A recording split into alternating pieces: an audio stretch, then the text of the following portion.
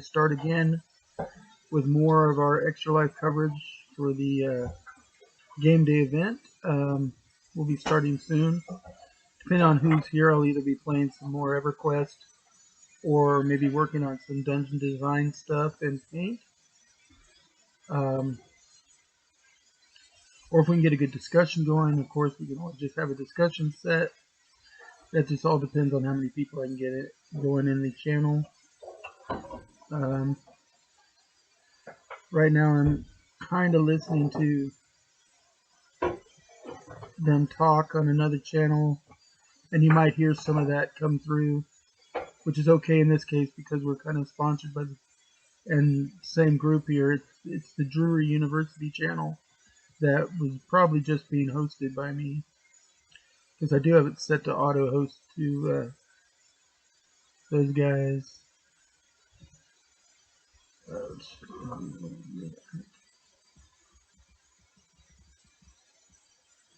Yeah, that's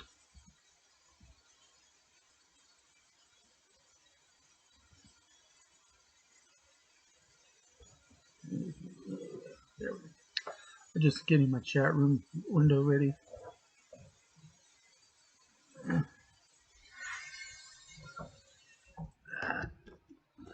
Set up my phone too. Get everything ready to go. Yeah. Yeah. My stream manager up on the phone. I've got them muted right now, so while I'm talking, so I'm not trying to talk over them, but you'll be able to hear them in a second as I check in with them again. Tori in March, who had been diagnosed with leukemia. And while Tori was in the hospital, Doc said, "Tori, what can I do for you? What do you need?" And she's like, "I just need something to do for my time here in the hospital. Right. And can you get me some games? Can you get me some video games? Whatever." So Doc put the call out. Of course, being a radio DJ, he's got a broad audience, a Yep. wide audience. Yep. Well, and all of these games came flooding in. So she was like inundated with video games, video gaming consoles, board games. So they're shuffling all of these out to other kids. Right. Um, Unfortunately, Tori lost her battle to leukemia and died. And Doc wanted to honor that relationship that they had built and honor Tori's memory. Mm. And so, out of that, he started the Extra Life program. And from that, we have basically a year of game playing. So, you can game, you can stream, whether it's tabletop, whether it's video gaming, whatever it is, Mm-hmm. to raise money for Extra Life or for your local Children's Miracle Network hospitals. So that is how the Extra Life program came about. Mm-hmm. As you mentioned, there are different kind of focus days throughout the year. One of those is Extra Life United that happens generally in February. Mm-hmm. And that's just bringing all of our national programs kind of together for gaming. We have a tabletop appreciation weekend that happens in August every year to appreciate our tabletop gamers. And then we have our game day, which is what we're doing today. It's a Yeah. 24-hour fundraising and awareness campaign, even though people can be raising money all year long. Yeah. And so we reached out to you, and you graciously jumped on it with us. And this really would not be happening without our partnership with you today. So thank you. No problem. Thank you so much for reaching out. Like I said, we have been, as a program, looking for some sort of community service to do. And last year, obviously, the global pandemic made that quite difficult.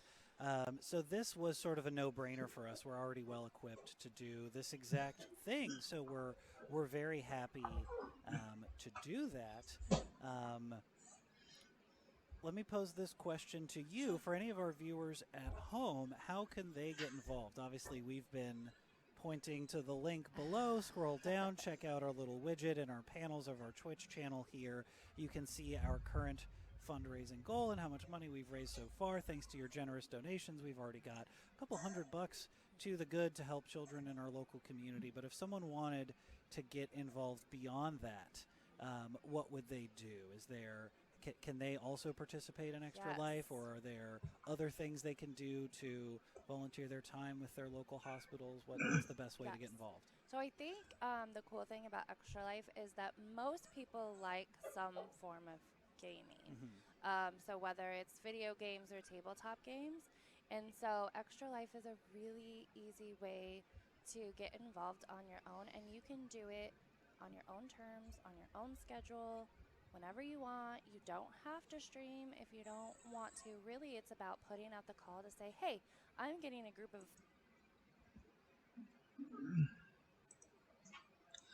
All right, actually, I'll go ahead and leave that running so you guys can hear it while I we're post hoping to that all of Facebook. you will donate toward this cause that I'm raising money for. So that's a really easy way. And you can go to extralife.org. It's extra-life.org. And sign up there, register. Should be on the screen. And set up your own fundraising page. And then, like I said, that can happen any time of year. It does not have to be necessarily part of game day. You shoot that out on social media. Send some text to friends and be like, hey, I'm raising money for this cause. So that's a really easy way to get involved. Of course, we've got different campaigns that go on throughout the year. We've got many national and local partners. I mentioned Dairy Queen earlier. We just had Miracle Treat Day on October 28th, and so any participating Dairy Queen location donated $1 or more of every Blizzard treat that was purchased on Miracle Treat Day. Oh, cool. So there's things like that. If you're shopping at Walmart, and sometimes it's online, we have campaigns that run for Children's Miracle Network Hospital. So being on the lookout for some of those things too.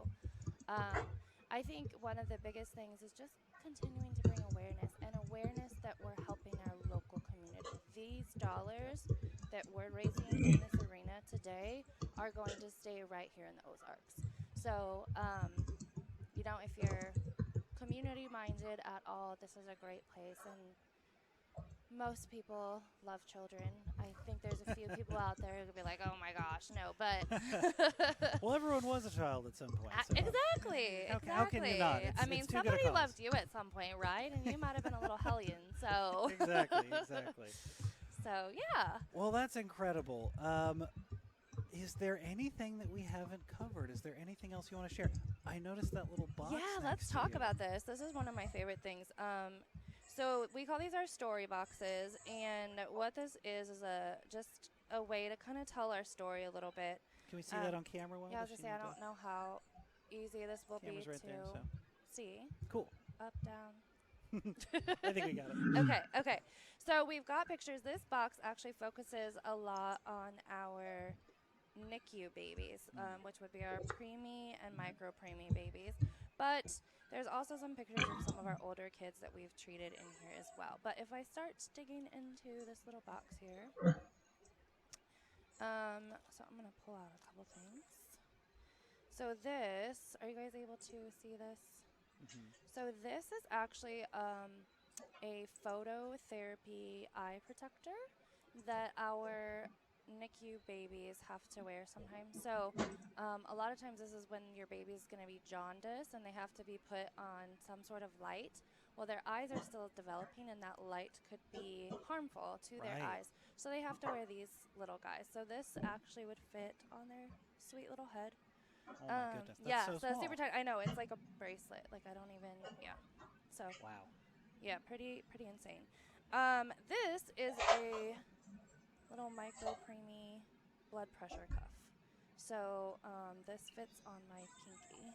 Oh my goodness, and that's a blood pressure. So that's.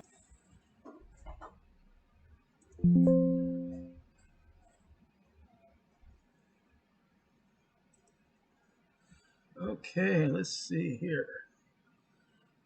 Coming over to here. And we're going to be talking today about designing your campaign world. So I'm going to go ahead and show you in Paint how we can do some of that.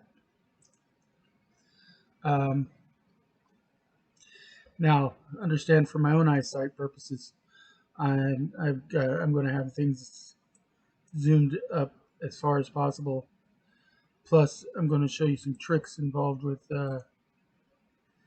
this here. First, we're going to set to line drawing. We're going to make it the smallest size line.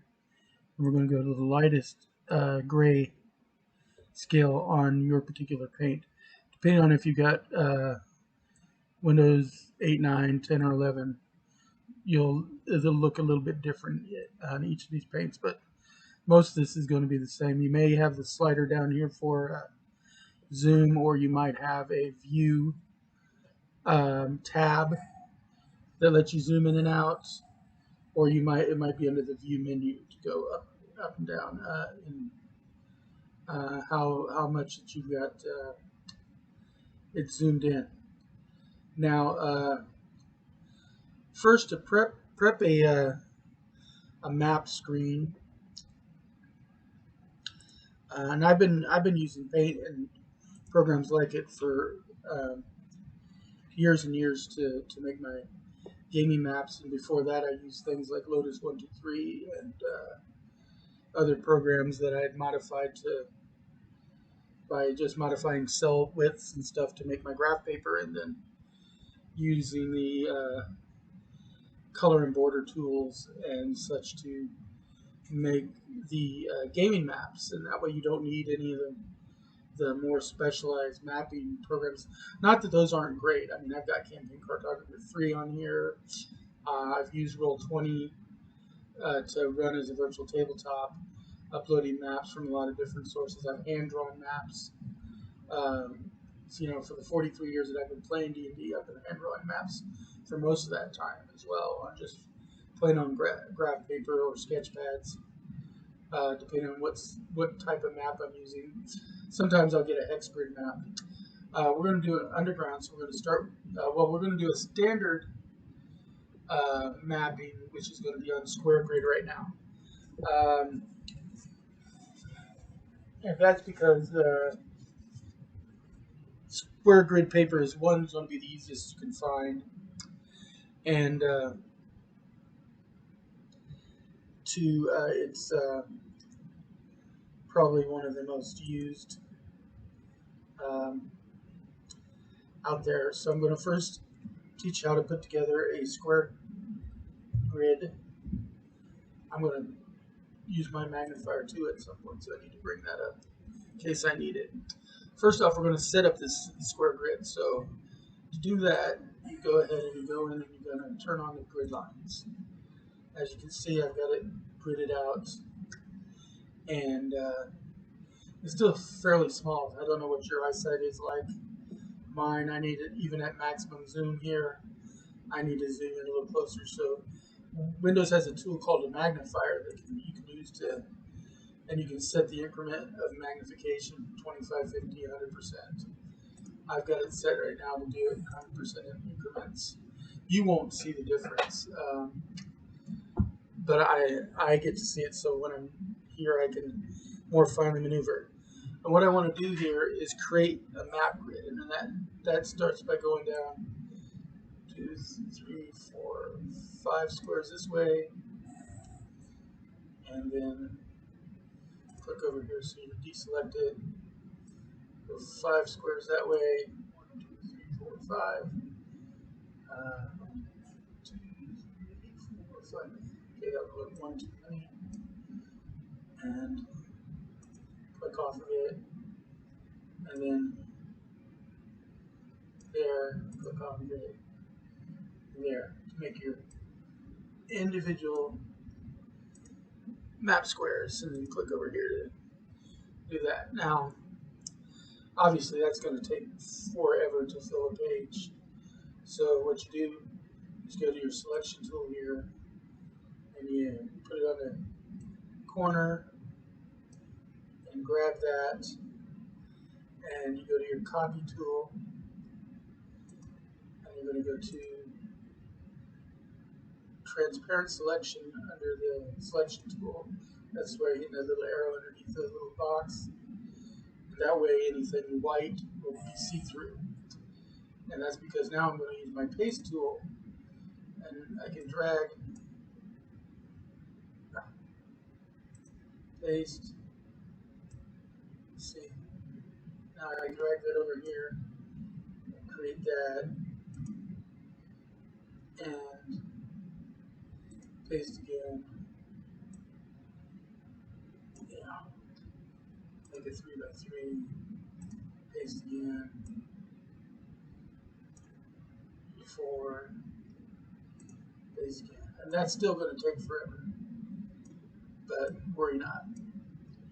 Now that you've got that, go here again, copy. Now you paste. Let's see. Do this. Paste.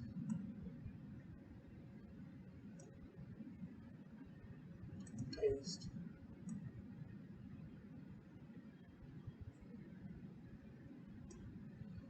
And that gives you your basic grid pattern.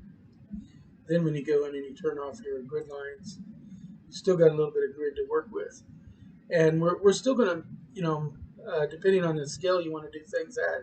I mean, this kind of grid is going to make for really, really tiny maps when you go and shrink it back down. Because if I shrink that back down to 100% magnification,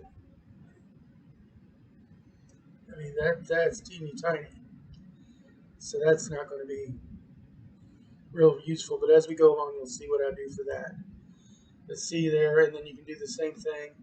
Get it to a 5 by 5, then copy it and expand it out. And that will help you.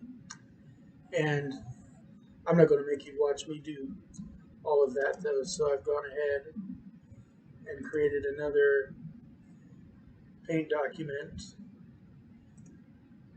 that's already got that going. And as you can see here, I've got a full-on grid going there, and we're going to go ahead and expand that again so you can see it. Let me also look here and see. Probably a little bit more convenient to maybe throw my picture. Oops, no, I didn't want. I wanted to grab my picture, not the main work area. I'll do that.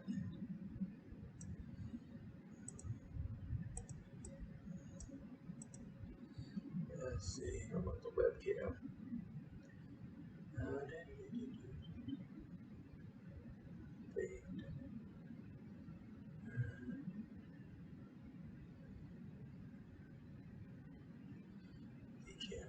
Make sure I've got that selected. Move me over here for now. Make it a little bit easier to focus in on the area that we're working on in Paint. And I'll go back to my Paint program here. And again, I'm going to zoom in a little bit so I can see a little bit better. Put it on the line drawing tool, set to the thinnest line available. Now when you go to make a dungeon, there's two different things you can do, or to make any map really. There's a couple of different ways you do it. You can do a standard flat map,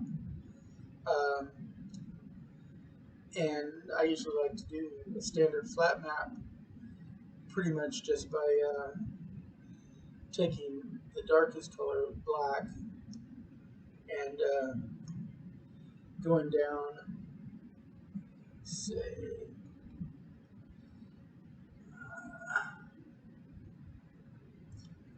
where's my,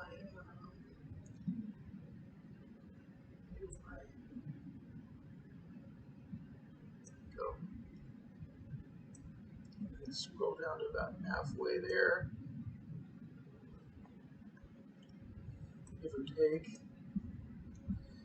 And then I can start from like the middle if I want. That way I can go out in all directions. I've made quite a big map. You can actually go into your settings and adjust it, trim it, and everything. So I can start here in the middle. So like, for instance, say I wanted to make a town square. First off, good thing to put in a town square is like a well. So grab the circle tool and drag the circle from one corner to the other. And that makes your well. Click off of it, then go to that middle place there and drag that middle right there to do the internal circle. There, now we've got our well. And of course, generally speaking, since we're going to be doing this in a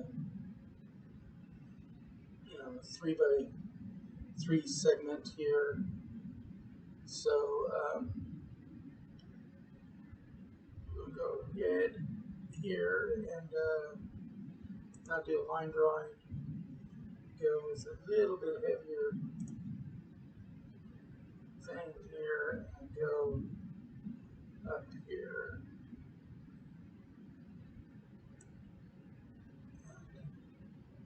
One, two,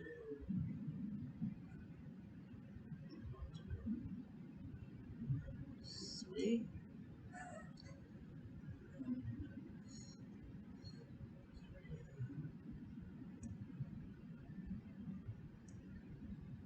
Go.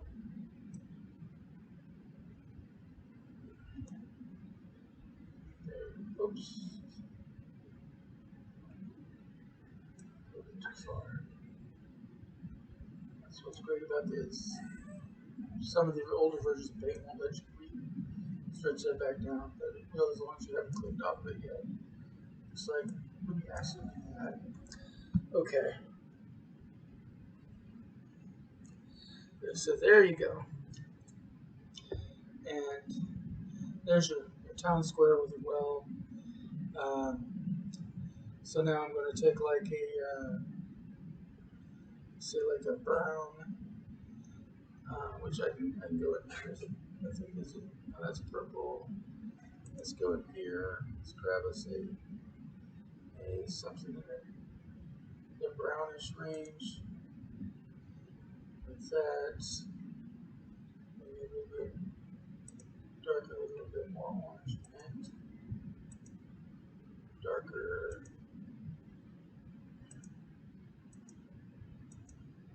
There we go. Add that custom color in there. Should darken it up a little bit with the shading tool. Add that custom color in there. Say okay. See, didn't want to do that necessarily though, so okay, I forgot I still had that clicked. That's okay. So I can take the fill-in tool, which is it's going to look like a little pot with a spout in older editions. This is what they changed it to in Windows 11.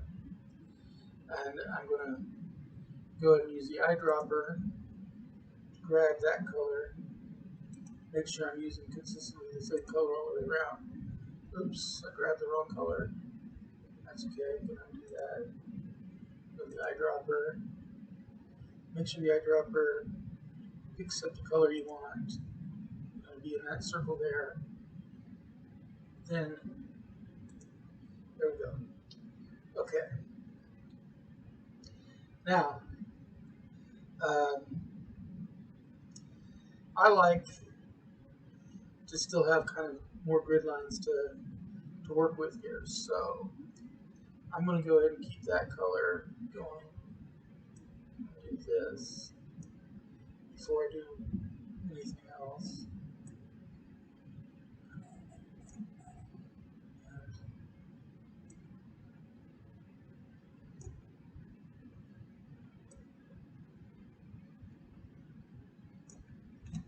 There we go.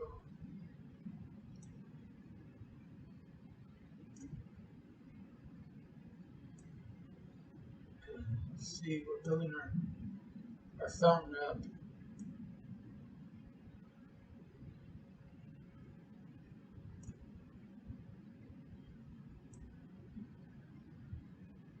Now, at this point, we don't need these little additional hash marks that are inside. So, what we're going to do, we know we have white as our secondary color here. So we're going to go take the dropper and grab the lighter gray as a primary. Use the fill-in tool. And go like that. And so that's a left click, right click. Left click, right click. Right click. Left click, right click. And click, right click. Left click, right click. Click, right click. And then here we go.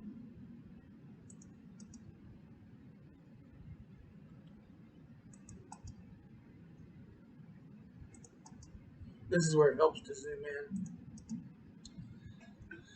Okay, see now you've got your little fountain going, and because this is a town square, we're going to say fill these in with some green grass.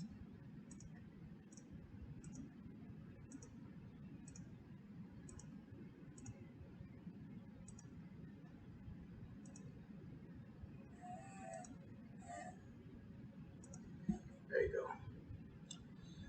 And we'll go ahead and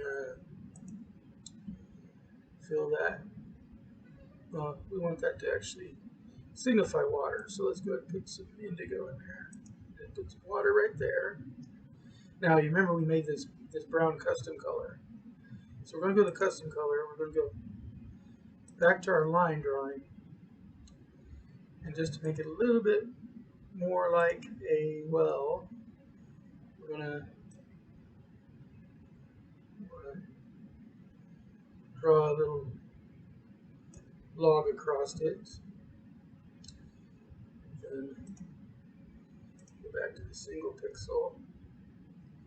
See, that's what the single pixel looks like. 1, 2, 3 pixels. Click off of it. We can go ahead and undo that little splotch we put over there. Now go to the single pixel, and you can go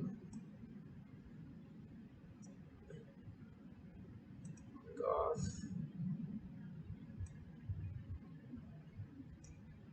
Click off. There you go. Now it looks more like a well. And if you wanted to, you can clean it up a little bit by going to like your green color. I dropped your green, and then there, so it's a little bit closer in. So that side where you do the cranking sticks out a little bit more than this side over here. In fact, you can even, if you wanted to, go through again, and then you just fill in the walls of your well with something to symbolize cobblestones, and that's where I'll usually like to do something like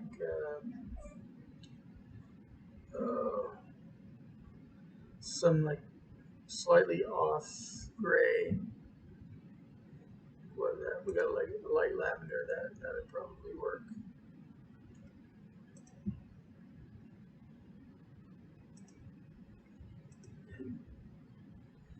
See, you're just filling in your well now.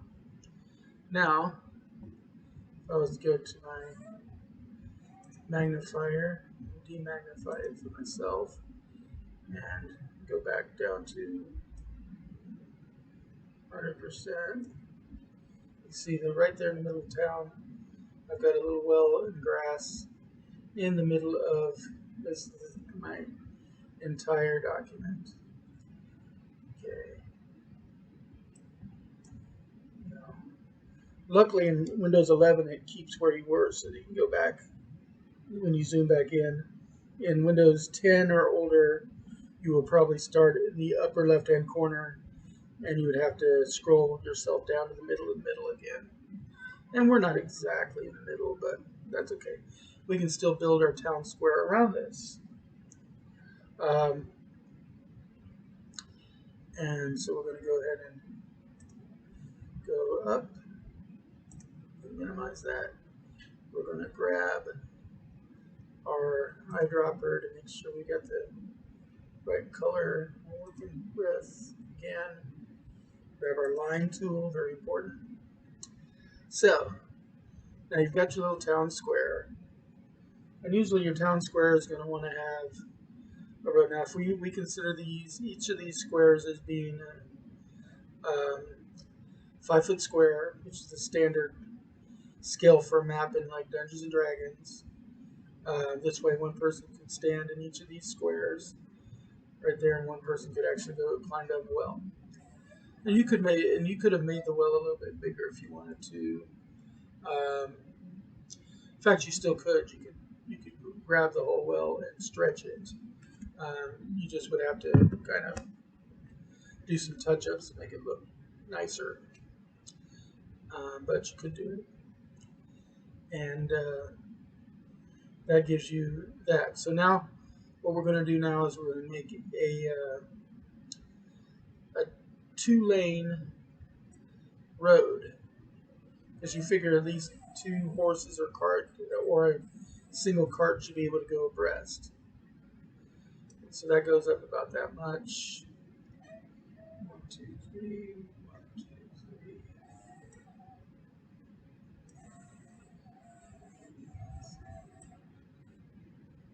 Okay, 1, 2, 3.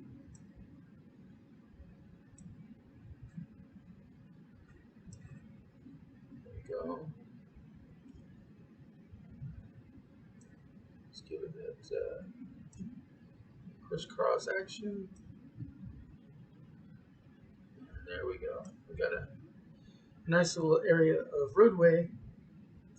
Click off of it, and instead we'll do our cheat here. We'll go right here to that. We will copy, and then we will paste. And the first one never wants to see. That's a new thing for Windows 11. I'm not used to that. Just do that. Paste.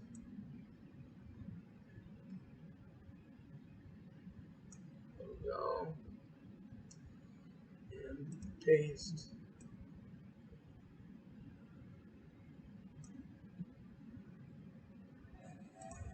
Paste.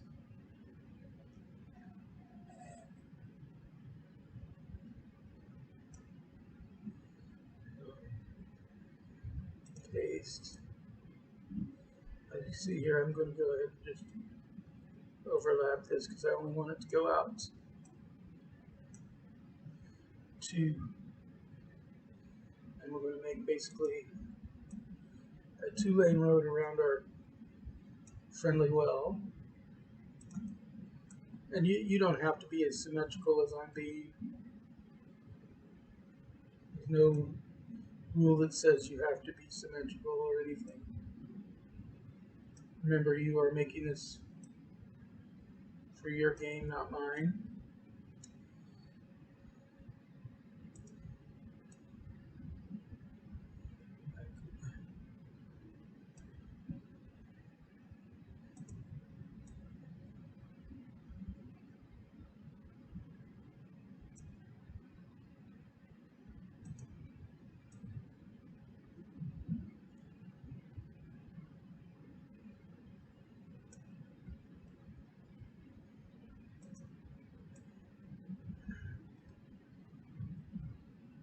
There's your little roadway. And then once again, to clear your roadway out, you grab the eyedropper full of that gray color, use the fill-in tool, click the fill-in tool, make sure it actually selects.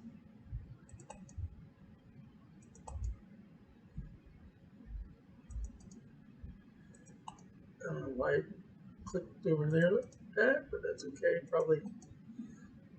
Probably hit my scroll wheel.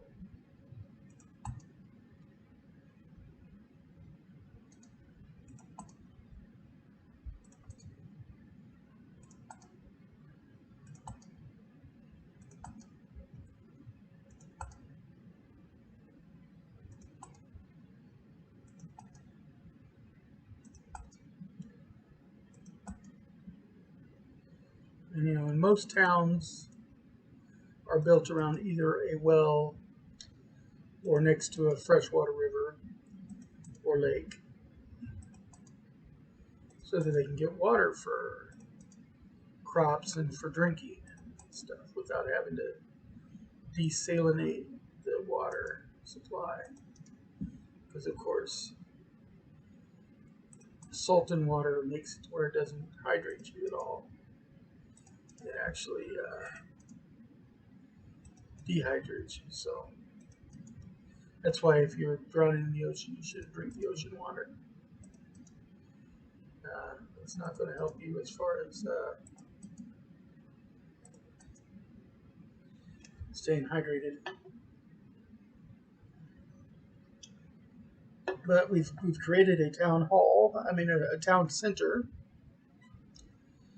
here, and again, we can go ahead and swipe it down to 100%. See there?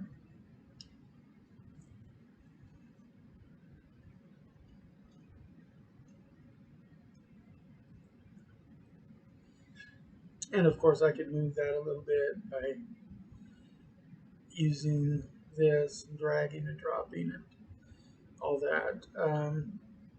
Or I could just put we may not want this to be the center of the map. Might want it to be the center of the map. Eventually, we might shrink the map down, use multiple pieces, but when you're doing the overall map, right now we've got a 2-lane road around a little grassed in area with a well. So there's your start to the thing, and that's what we call a flat map, which is one of the things you can do with the square maps. And it may seem like you're doing a lot of extras with these smaller squares, but if you saw, like when I drew the well, they gave you some nice guidelines for doing a little bit more detailed work. You're still going to have a pixelated map. It's going to look more like 8-bit graphics, but you'll be able to quickly make an 8-bit graphics map for your city or your dungeon or what have you. And say I was wanting to expand up a little bit, say 500%, then I could take this and grab this and drag it. Oh, didn't grab the last bottom bit, did I? Try it this way.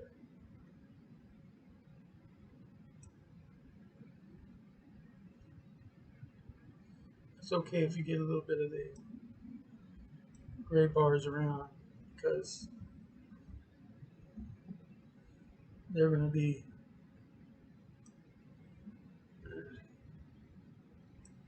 do some zooming while you're doing that. See, I can put it in more central area of my dungeon, or my map, I should say. Then go back up to about 600 and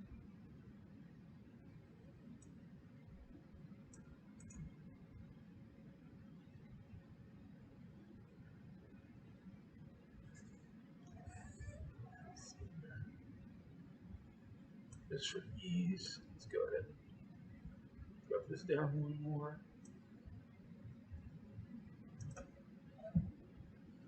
And I could take a big old section right here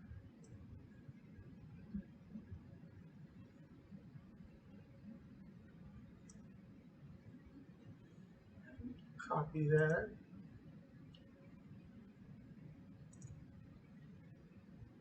Paste.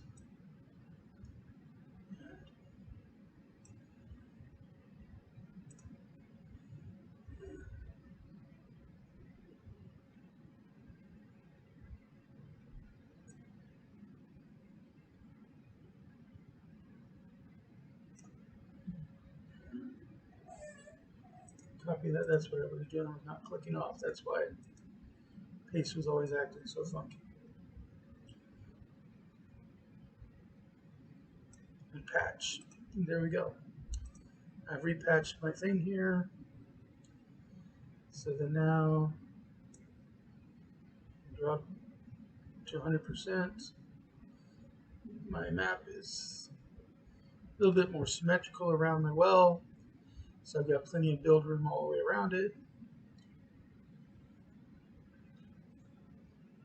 And then I can start, and you don't have to start with a well in the center of town, for instance. You could also start with, like, say, the tavern, which is probably the most important building in most towns, because that's where most of your gamers are going to start. Plus an encounter area or two, like an old abandoned warehouse that you're going to have infested with rats, giant rats. Maybe You're doing that on purpose. Doing what? Giant rat. We like giant rats. No, we don't. My girlfriend's in the background. It's her favorite monster to fight. It's giant rats. No, it's not. You can hear her complaining right now. But oh, let me grab some. There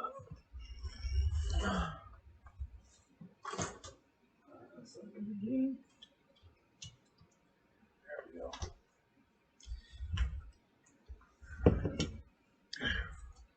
But you know, this basically shows you how to make a flat map. And we'll work on a tavern here in a minute. But before that, I'm going to save this workspace.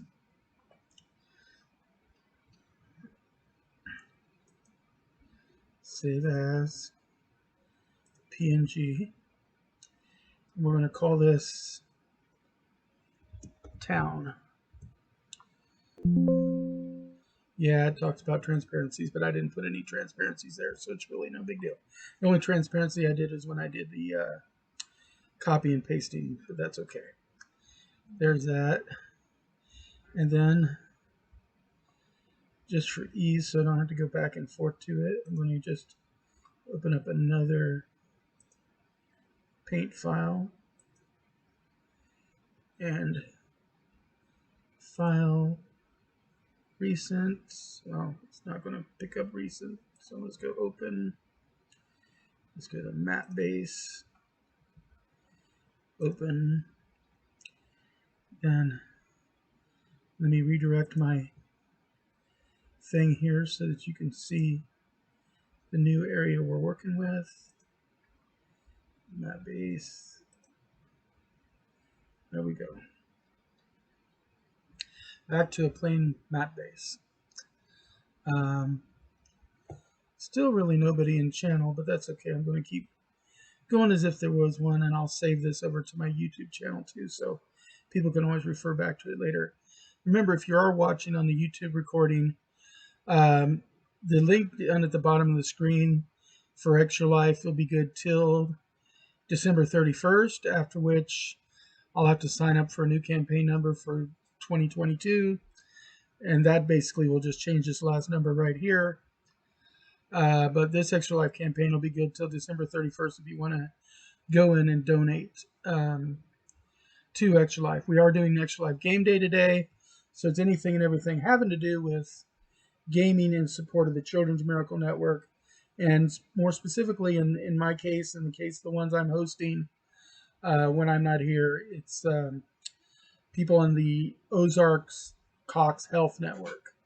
So it's 32 counties in Missouri and northern Arkansas that, based on some of the numbers we got earlier from what you're hearing at the beginning of the show, we help 100,000 children every year with Extra Life, and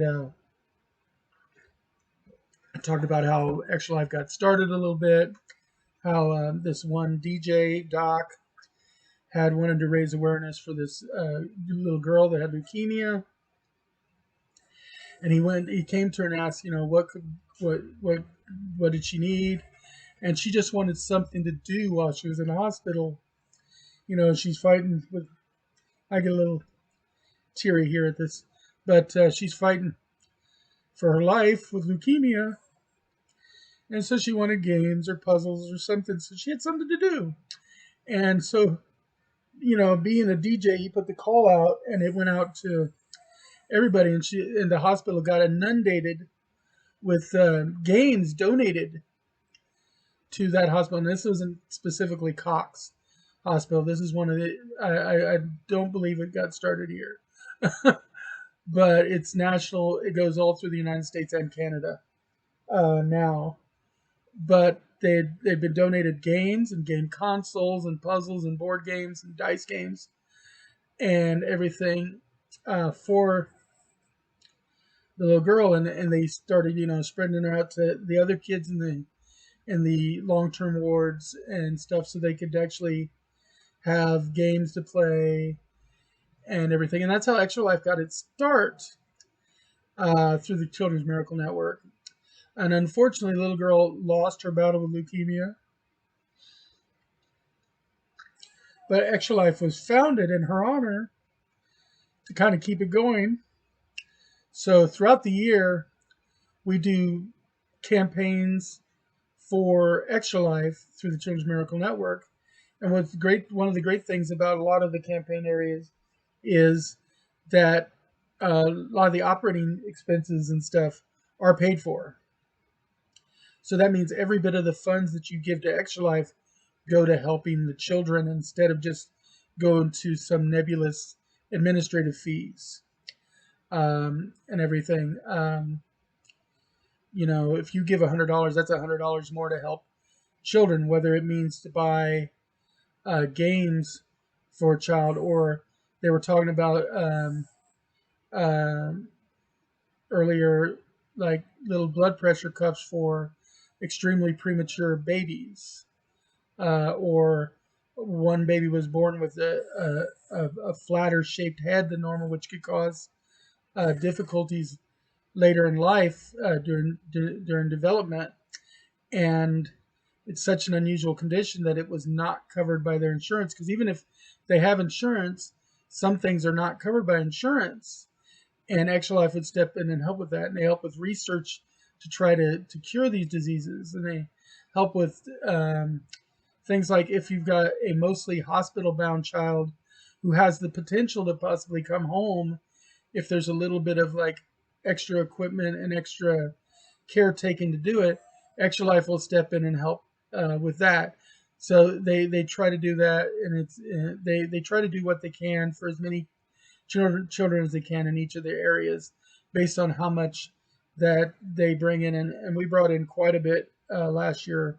I don't recall the actual numbers from last year, but we brought in a lot, especially considering COVID and everybody else being in such financial straits overall.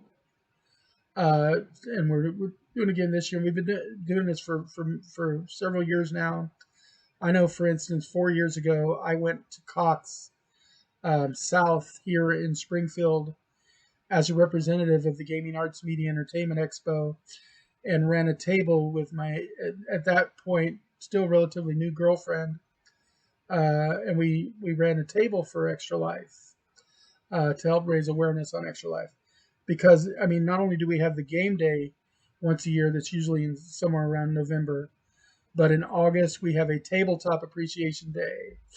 And then there's Extra Life United that happens where they bring a lot of the national chapters together and do stuff. And streamers throughout the year can stream any day of the week and do it. Like my channel is dedicated to Extra Life. That means when I get any payoff that I get for streaming, which I don't stream a lot right now, so I don't get a lot of payoffs, partly because of my own health.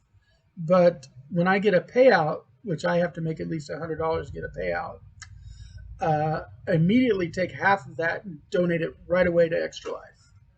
And then the other half goes to any operating expenses that I might have, like if I need to maintain or upgrade my equipment for a better quality show, if I need to pay registration on some of the software I use to do my streaming, things of that nature, that would come out of that other half.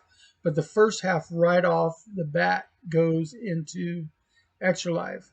So I'm coming into this game day, having not really campaigned much this year at all, with already $181 in my campaign fund. And anything you donate up until December 31st will go into my campaign fund, which I don't get anything for, really. I mean, there are sometimes different promos going on where if you make a certain amount within a certain time period, they might give you something special that you can either keep or give away in a raffle or something on your channel to one of your viewers or listeners. But I'm not competing for anything like that. I'm just trying to build awareness of Extra Life. And so that just gives you a little bit of background of what all this is. And I do both tabletop gaming and electronic gaming. I'm not quite as big into electronic gaming as some people. I like MMORPGs, and I tend to play like EverQuest and old school RuneScape. But my health has been declining so much lately because I'm an end-stage renal patient with chronic fatigue. So really the only shows I've been doing on a regular basis off of my channel are my talk show every Wednesday night from 8 p.m. to 10 p.m. Central Standard Time with two of my fellow directors for Eclectic Endeavors called Game Time. It's called Game Time because, of course, our big convention that we hold generally in October is the Gaming Arts Media Entertainment Expo, or GAME. So this is Game Time, and it was our way to touch bases with some of our regular convention goers during these past couple of years when COVID has pretty much made it harder to have live conventions where we can meet up in big groups. But we do have dates planned for next year for GAME. If you look on our springfieldgame.com, you will see our dates posted there. But let me go ahead and grab them real quick because I've got that open in another page. Yeah, we will be going Friday, October 14th to Sunday, October 16th of 2022 over at the Springfield Expo Center, just like we've been every year before. This will technically be year 12 that we've had the convention, because the last convention we actually had was year 11, even though if by the normal stream of things this would be year 14, but we took 2 years off for COVID. But you can come in, and GAME is, not necessarily directly dedicated to Extra Life, but GAME is dedicated to furthering the educational side of these nerdy hobbies that we have, like cosplay and voiceover acting and prop design and Dungeons and Dragons and comic book artistry and all that, because it used to be these were hobbies that you didn't really see going anywhere, but nowadays people are being hired out of groups like this to go work for Industrial Light and Magic or Jim Henson Studios. In fact, I'm not going to say her name, but one of our friends is now working for Warner Brothers, which has the DC contract for DC Entertainment. And in the past, they have been a member of the board here at GAME and also with VisionCon and stuff. Like I said, I'm not going to give names because I don't have permission to do so. I don't know if they want it spread around, but I can say that, that's an example of somebody from this hobby fandom going on to work in the hobby and fandom industry.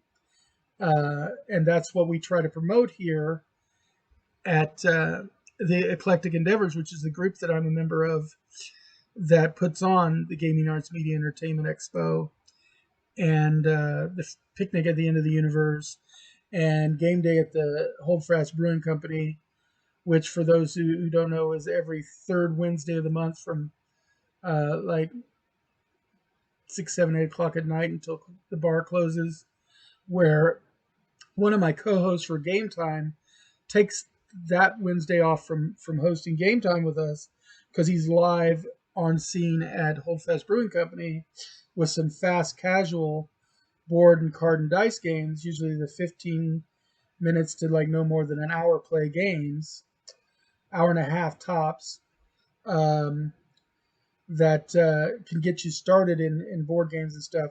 And then he's enjoying microbrews, great food, and even the bar provides puzzles. They get these puzzles, and every team gets the same puzzle, and then they do a race to see which team can be the first to put the puzzle together. So they do what's called a puzzle race or a puzzle battle.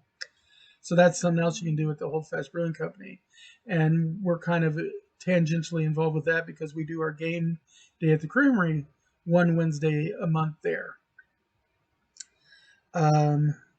And so those are the kinds of events we've done, and we've done other things like I've done panel discussions on how to get into Dungeons and Dragons and things at our public library or at some of our game stores. I've arranged for, but not run them myself in this area, paint and take workshops at the public library and stuff, because my actual job with Eclectic Endeavors is the cross promotion director, so I'm kind of the guy that does some of these arrangements. But so our whole dedication is to children and education and everything, whether it's the extra life dedication of my channel or the educational side of things with Eclectic Endeavors, which is under the umbrella of the Springfield Regional Art Council. So it is a full 501c3 arrangement. Now, they get nothing from my channel except for, advertisement and stuff when we help spread the word and stay in contact with them. But they don't get anything donated from the channel because like I said, everything from the channel gets split between operating costs and Extra Life. So you don't have to worry about me trying to split everything and taking away from the kids in the Extra Life program. If you want to help support Game and the Eclectic Endeavors, you can support them directly by, coming to our events and paying to get into our conventions and buying from our vendors and buying raffle tickets and things like that. Anyway, back to mapping. I was also going to eat some of my candy nuts here from the farmer's market. I do recommend buying locally whenever you can. And the main farmers markets have closed for the season, but there's a new one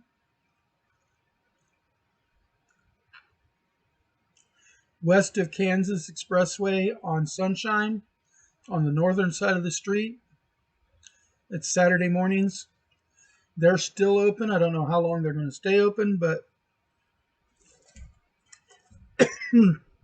there's 2 booths that are always there so far in our experience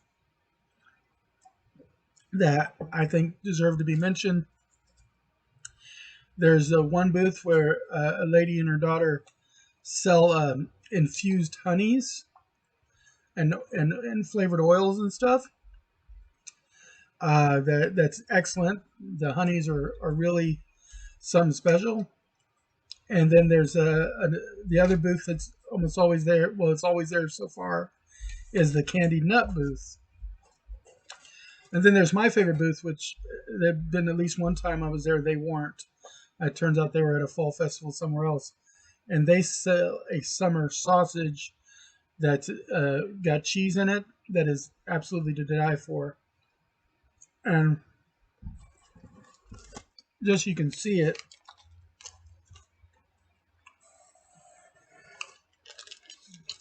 this size summer sausage with cheese roll, $9.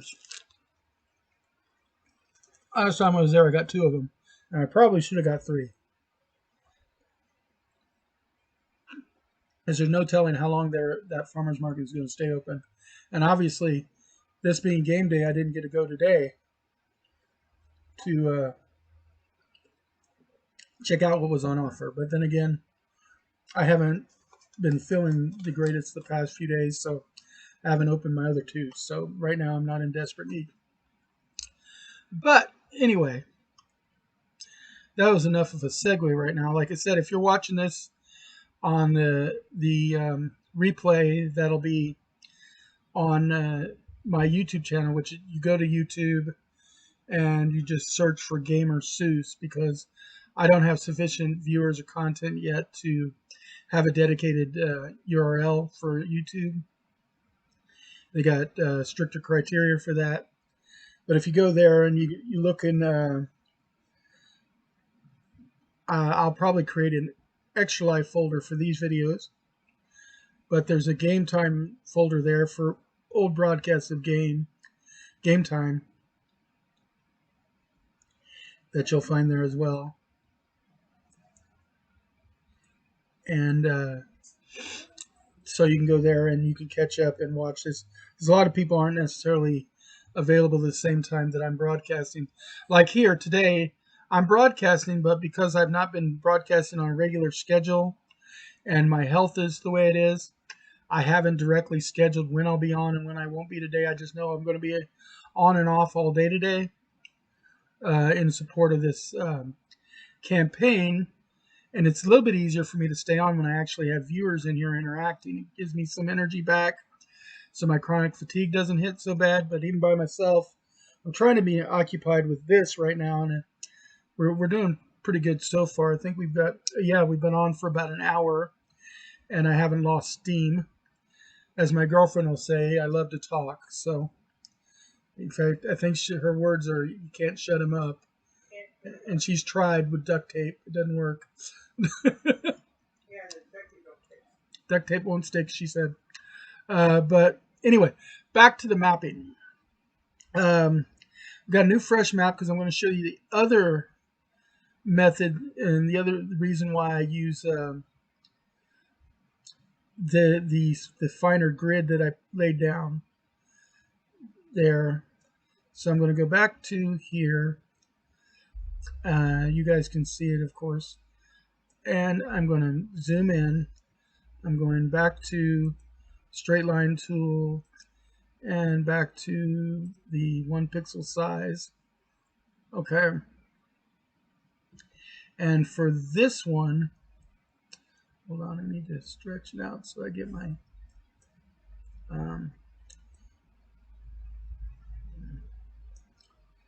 let's see, I want to go down just a little bit more to be about the halfway part. Actually, a little bit up. There we go. Okay. I'm going to start as if the dungeon, this is going to be more of a dungeon type map. And it's going to be, this is a 3D method that I use.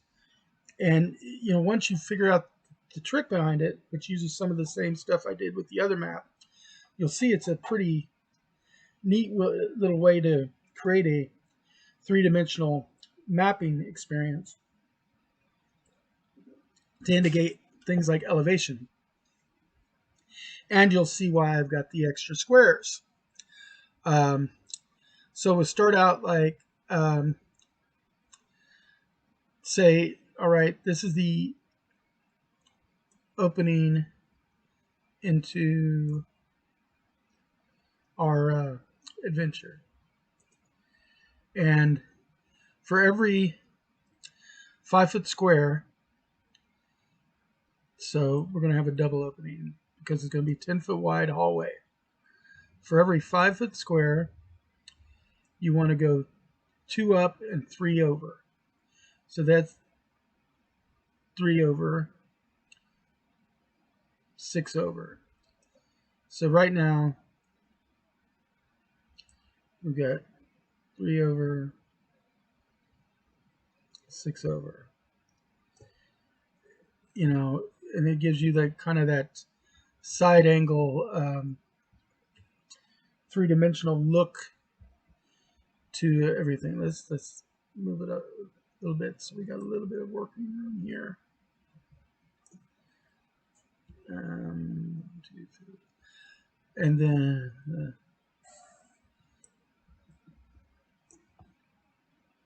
not quite that much.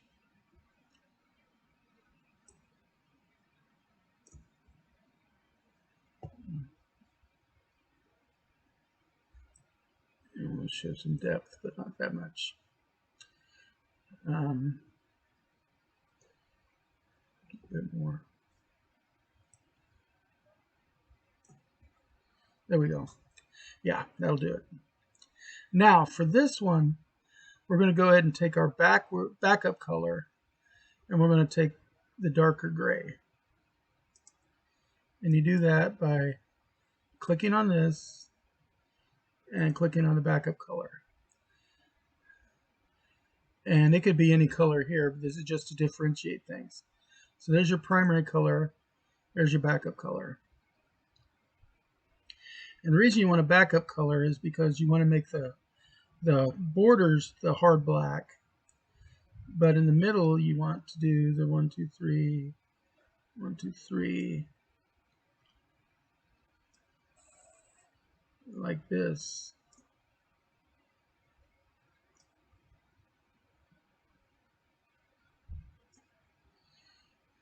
There you go. See, and now you've got a 10 by 10 square area now, and you clean it up the same way you clean those up. We're going to wait to clean it up right now. But so this is going to be our opening out to the outdoors, and this is going to be our initial corridor. And now we can take and show how high the ceiling is. So like we could go 1, 2, 3, and that would be 5 feet. And then 1, 2, 3, it's 10 feet. And so we've got a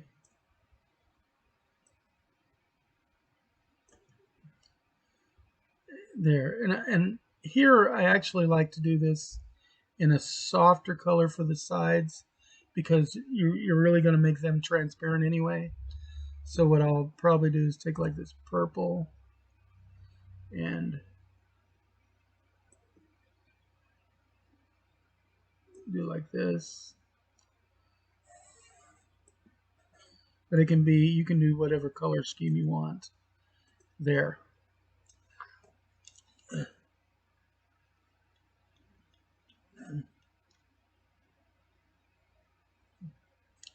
Okay. I'm sorry about that. Scratchy, itchy ear there. And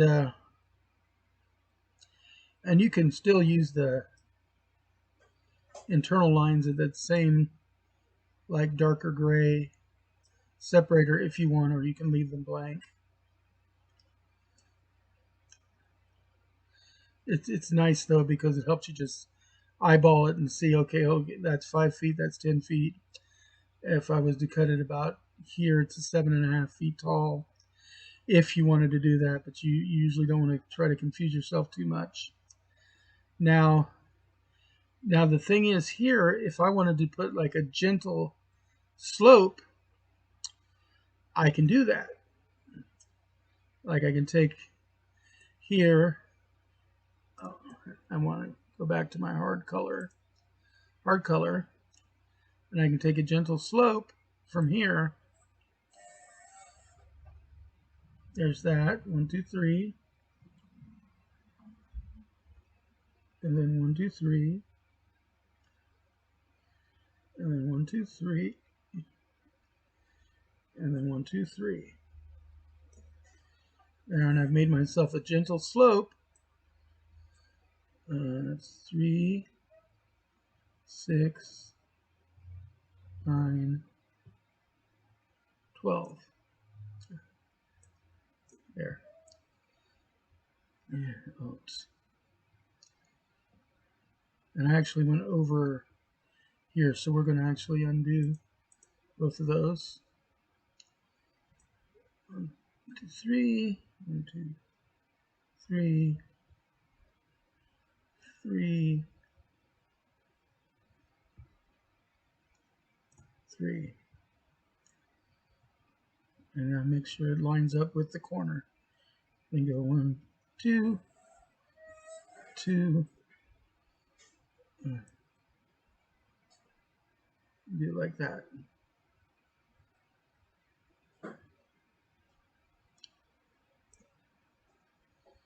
There you go.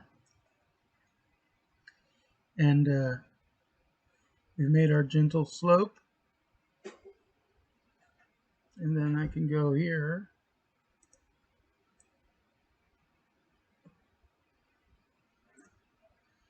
And I've made a slope like that. 2, 3.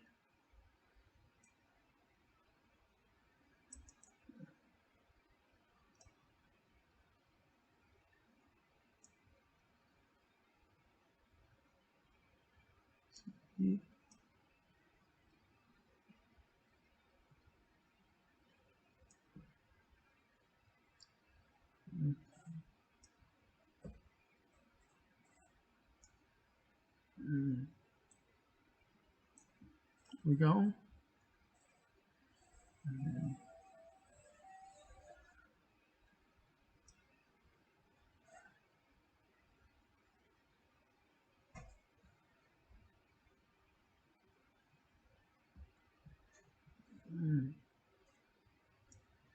There we go. And there's our gentle slope there. And then we can click off that and go over to grab our purple. And we could say 1, 2, 3, 3, and there we go. And as you can see, we've now made a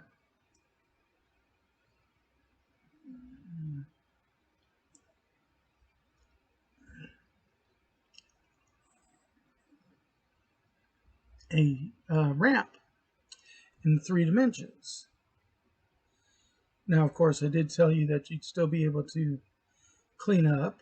So you go to your, click anywhere here, put your fill-in tool, grab your eyedropper, and eyedrop your that, and then, of course, this case you need to remember, set that one back to white. Otherwise, it's not going to work right. And you might have to do a couple clicks to get them all.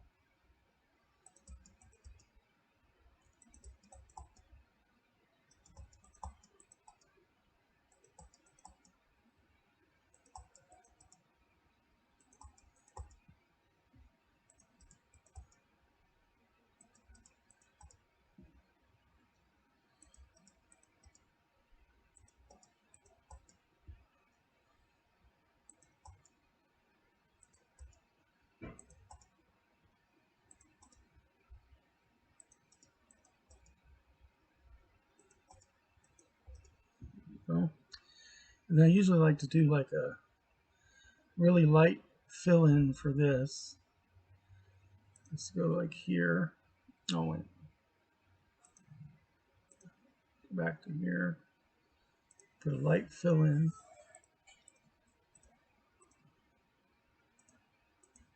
There you go. And if you look at it now,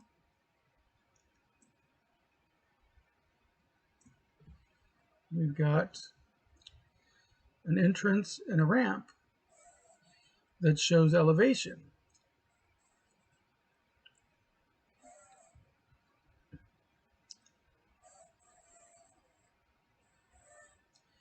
And I can make it a steeper ramp. I could turn these into steps. I can put an elevator in.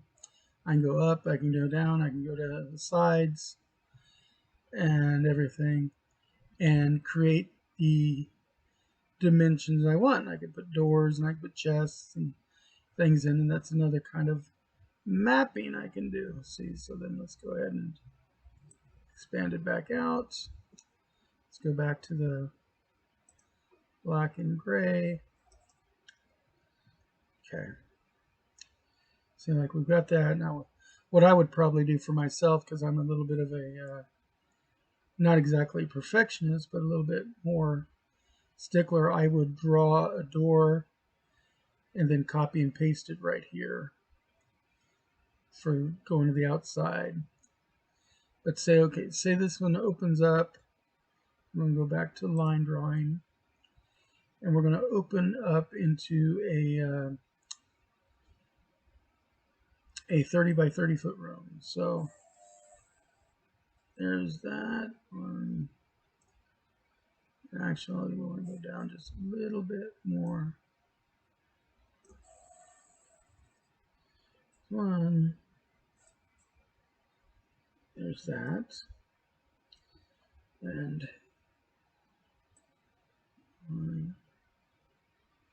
there's my 30 foot by, okay.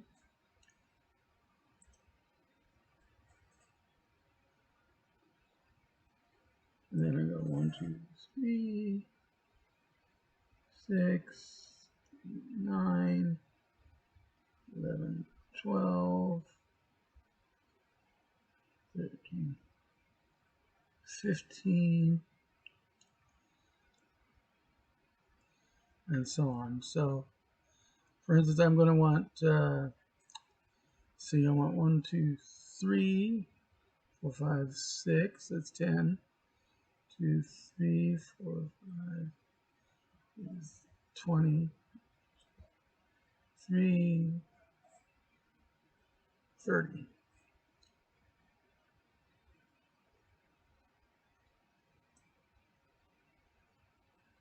Three,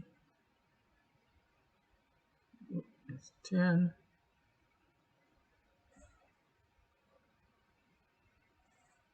20,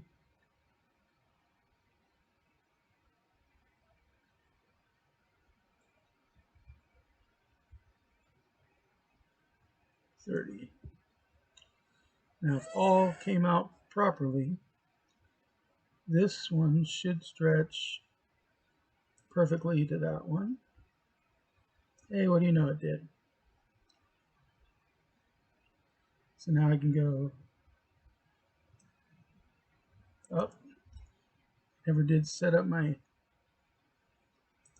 backup color properly.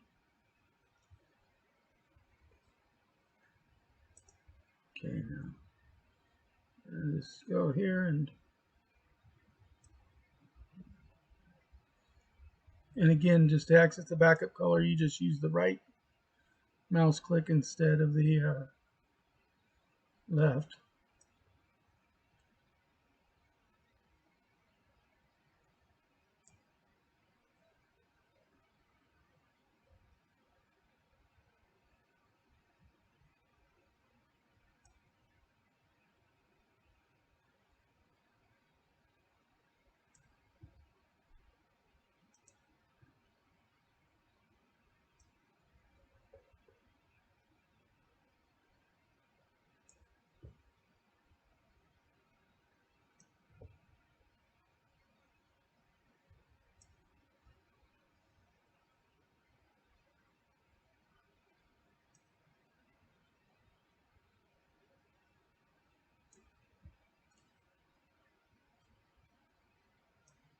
And you can see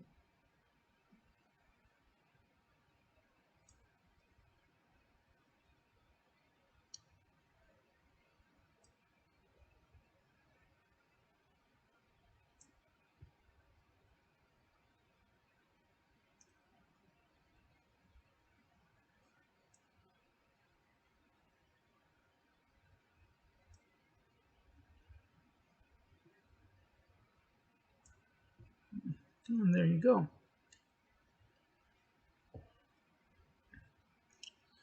And then, of course, we can go and click anywhere there and then go to our purple and say we want this one to be 15 foot tall. Go 1, 2, 3, 2, 3.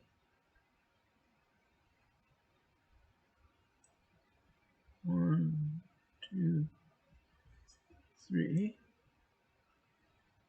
and then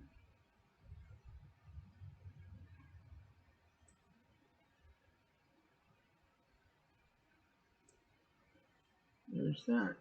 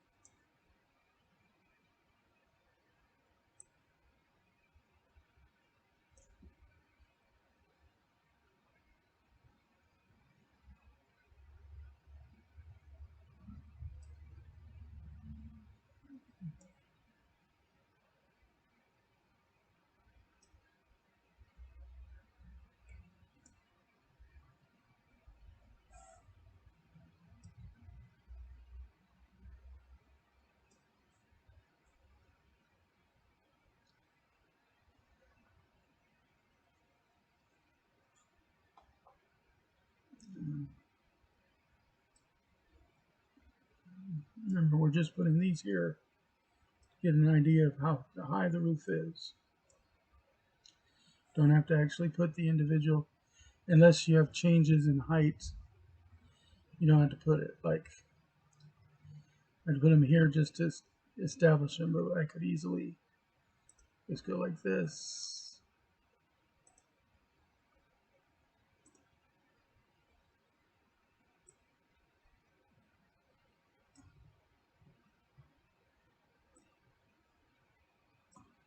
One or two.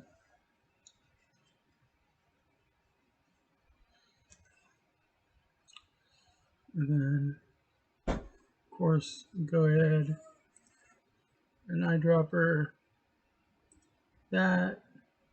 Make sure the backup color is set to white. And then put it on the fill-in. And we can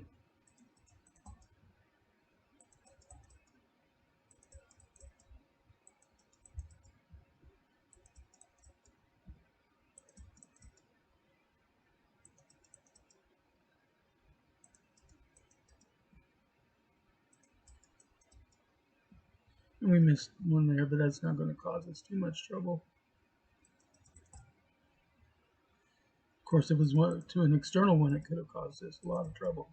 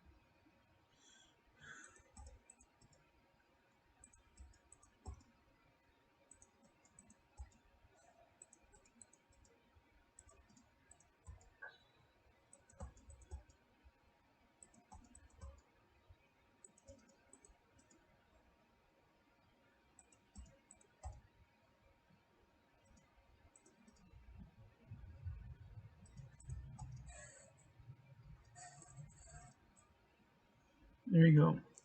Now, to add to that three-dimensional feel, of course, first off, we're going to take the dropper and seeing that's where that line actually doesn't hurt us too much. But for right here, since it's going a different direction, we want to make it slightly different. So let's go ahead and grab a different pastel color. Okay. Then what we want to do here is we're going to do that. And we want to grab that and go ahead and fill in that spot.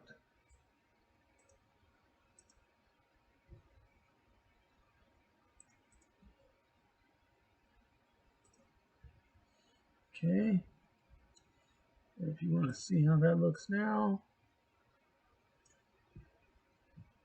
see, it gives you a sense of 3 dimensions. Now, there's more you could do. You could make, ramps and stuff inside rooms and stacks of crates and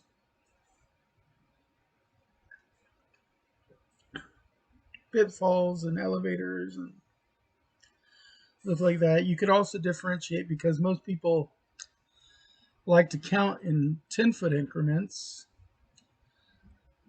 What I like to do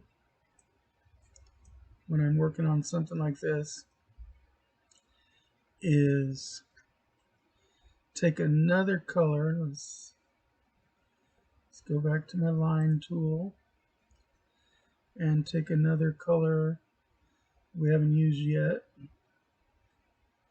like say orange,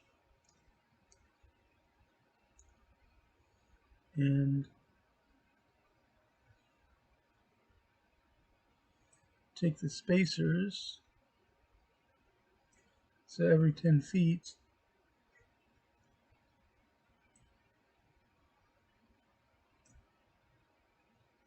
Don't want to change that one because that one's going to be where you put a door. But we'll do that.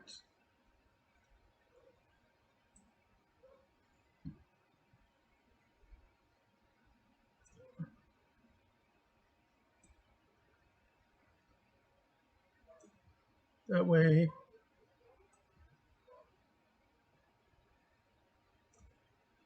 when you look at it, you can see at a glance. It's kind of a hard to see. It depends on what your monitor depth and everything is and how good your printer is. Because instead of doing it like that, the other thing I can do is this.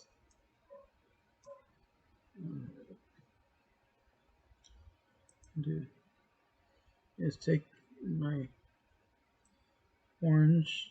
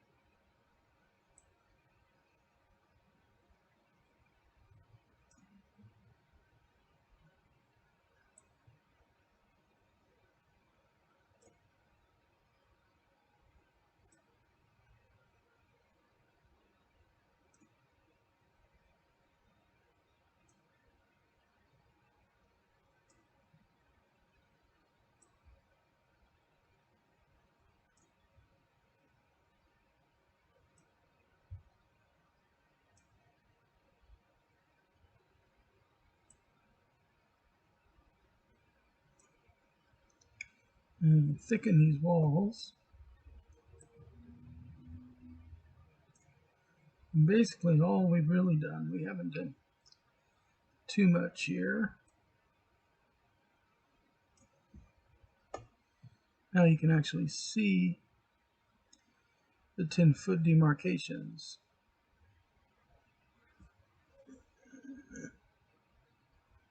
And it could help too if you did them at on the side walls if you wanted to. So that way as a DM you can eyeball and say, okay, it's a 10-foot quarter, then it starts to gently slope down for another 20 feet. Then it even out into a 30 by 30 foot chamber. And then you can start drawing your doors and stuff and going from there, make your elevators down, and you can get real creative with your colors. You can even do color schemes, because the other thing you can do is you could checkerboard the floor in 10-foot checkerboards to make it a little bit easier.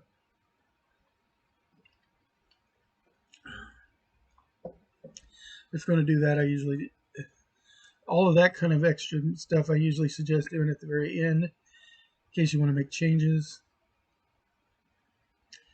And so that's two kinds of mapping right there. Spent about an hour and a half on those, and that's what you can do with your maps.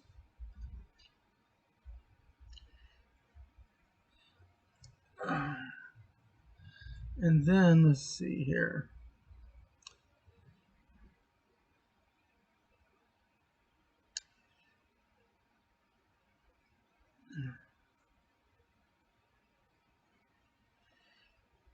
And that gives you kind of a basis to start. See, and you can compare that to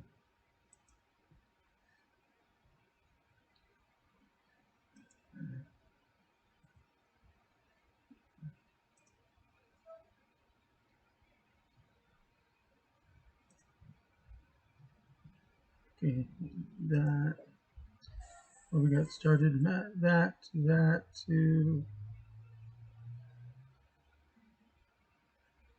town. That's the one. To how my town started. And you build out from there. Now,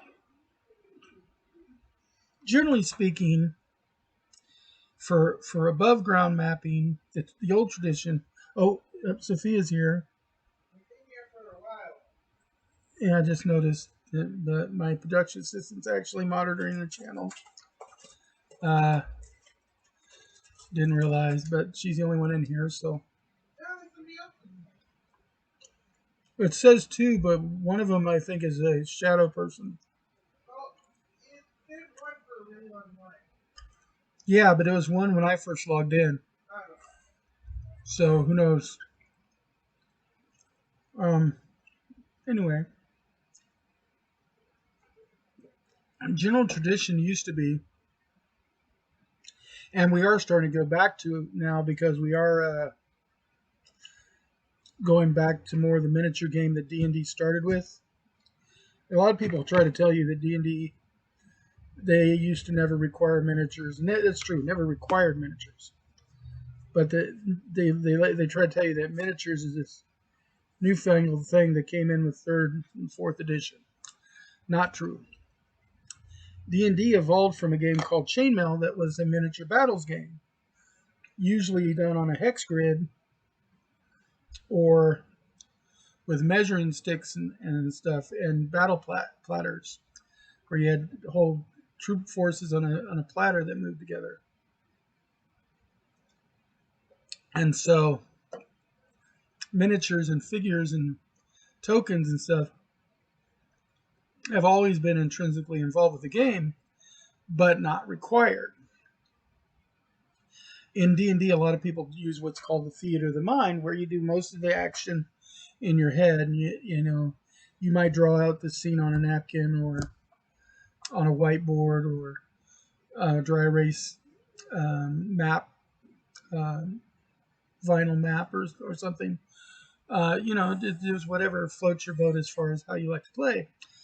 But it's always been a thing that you can use miniatures with D&D. In fact, Raul Partha used to make some of the best miniatures around, and those were the lead miniatures. Now we mostly use plastic miniatures. In fact, the pre-colored, pre-sculpted plastic ones are the 3D printed miniatures are becoming the biggest thing, as well as scenery pieces and stuff like Dwarven Forge. But that means mapping and miniatures and stuff has always been involved with the game. So there's, of course, another standard for mapping when you were above ground that they used to use, and some gamers are starting to bring it back into the game. And that's called hexagonal mapping.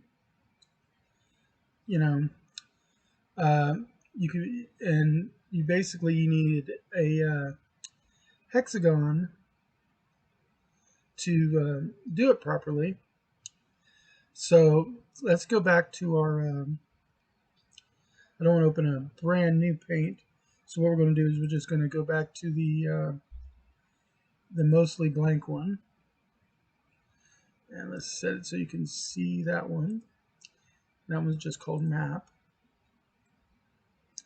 Okay, and you can see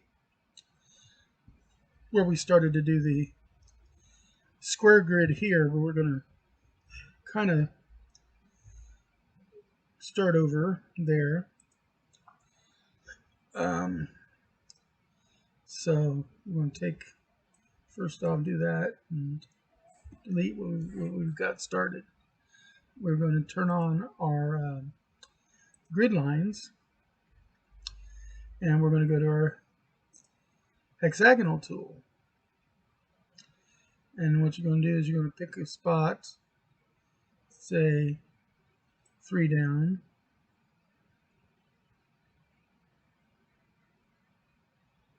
and make your hexes.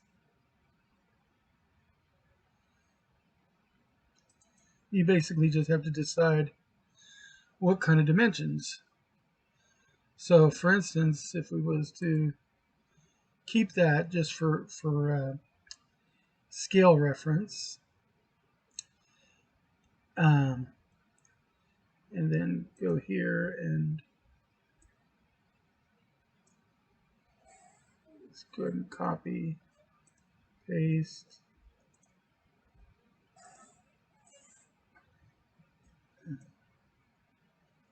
paste.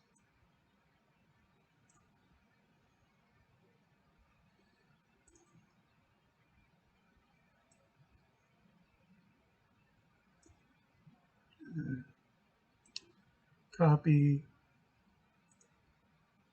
paste,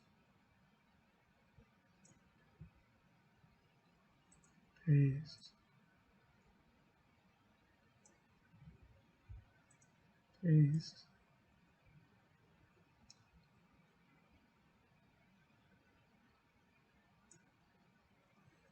There we go.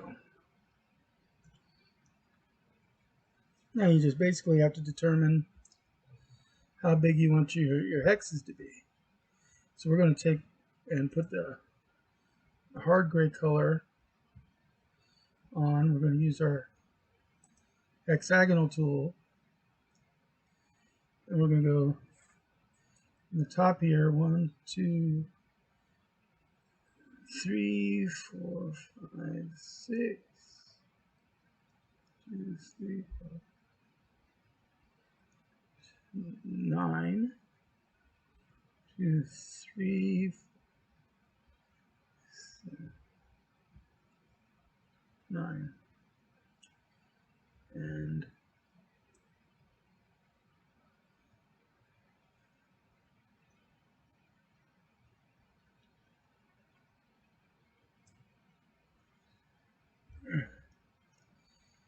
that basically makes your hex grid.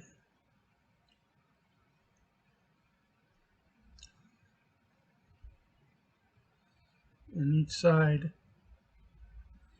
is basically equal width. Yeah.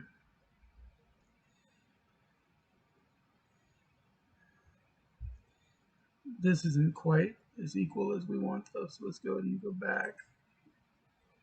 Go 2, 3, 6, 9, 3,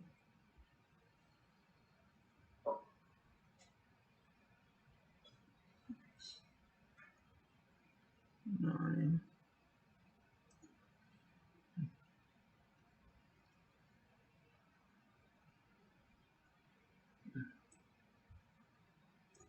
Let's go. Let's see here.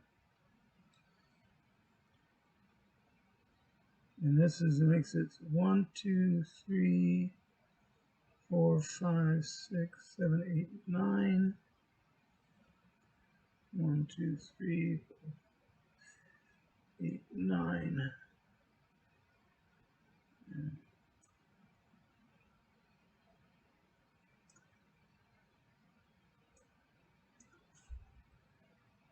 Okay.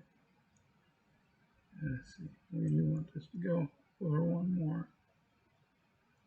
There we go.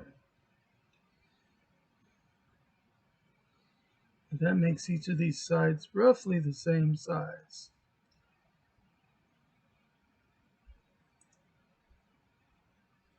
And then what we do is we go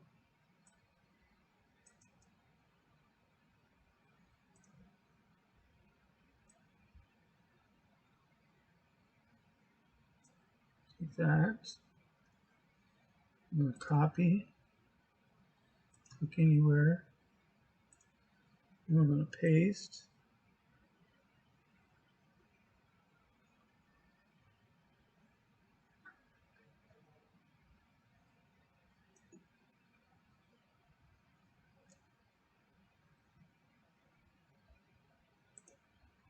Paste.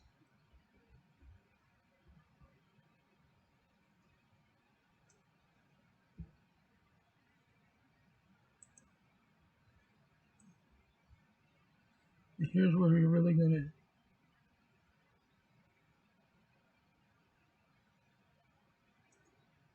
see if it lines up properly.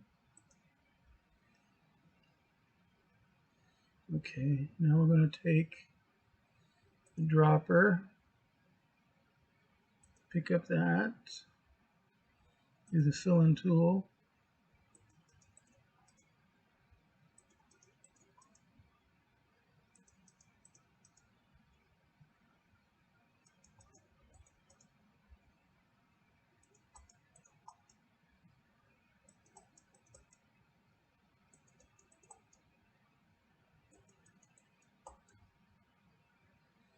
there we go. Now we're making a hex grid. Let's see, now we go here. And we go ahead and go like this. And we copy, click anywhere, paste.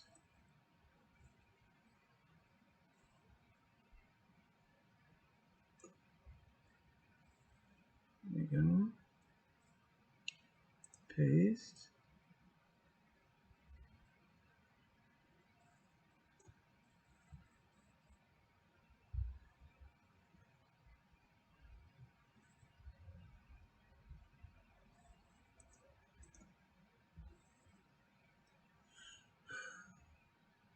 Paste.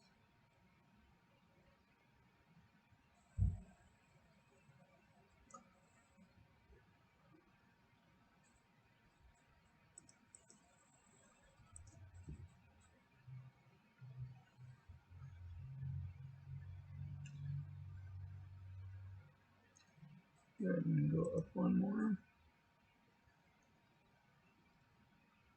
Paste.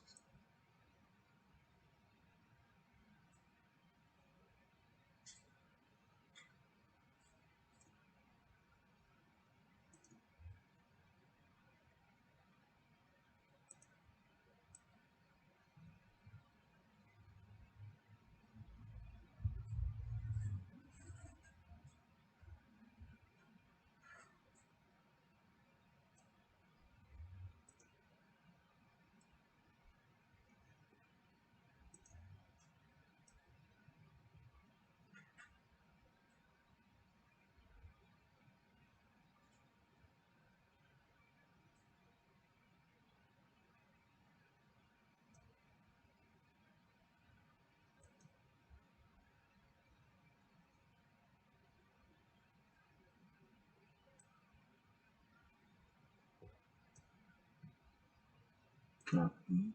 Click anywhere.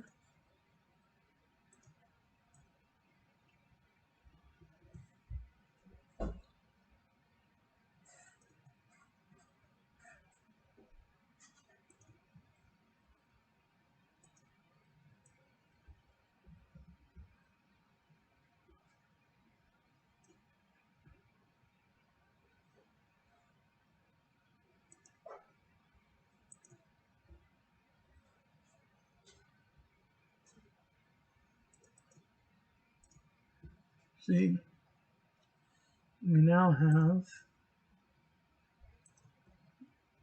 hex rule.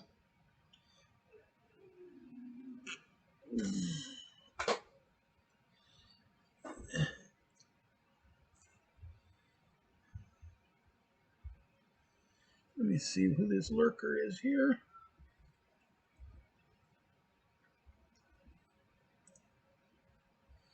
Hi, Unreal, just stopping lurk while playing some Age of Empires. Good luck with the charity, guys. Thank you, Senpai Bay. Nice to see a lurker come by. Hope you're enjoying Age of Empires. It's a great game.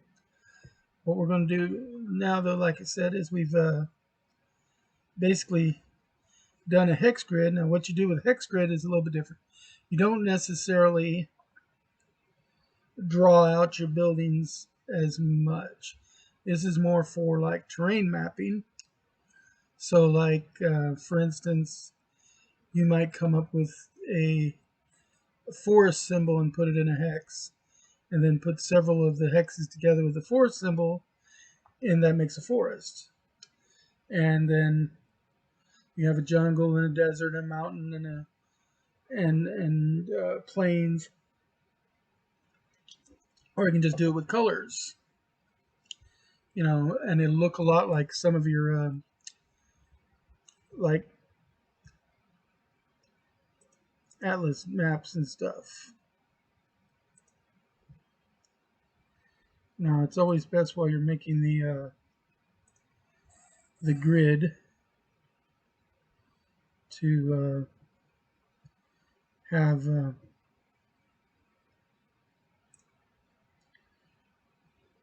the squares delineated as best you can. Like, let's see. See now, like I got the whole thing there. Copy, click anywhere, paste, and then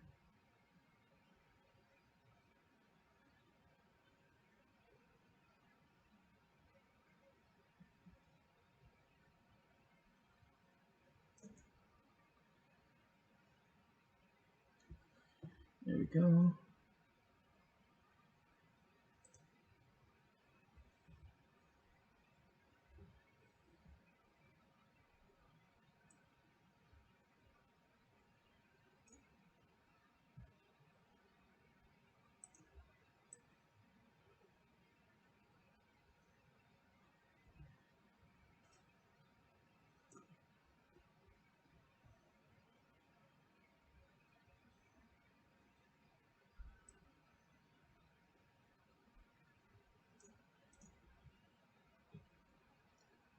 Paste.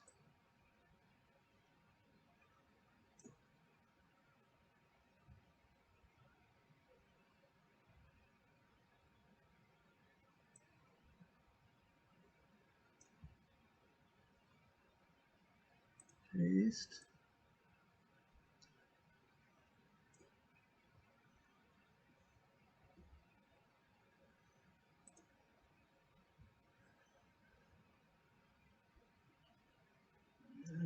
Go ahead and shrink it down a little bit. There's a reason I'm shrinking it right now.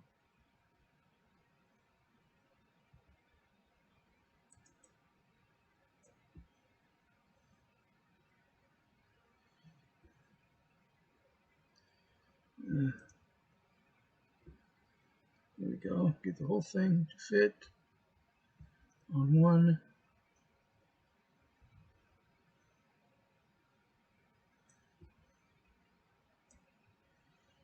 Save copy. And then this, go ahead and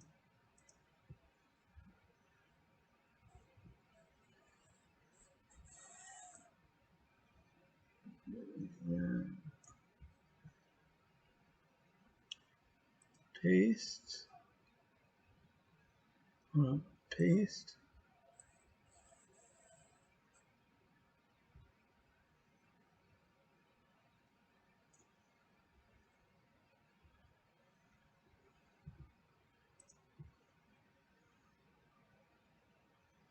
Paste.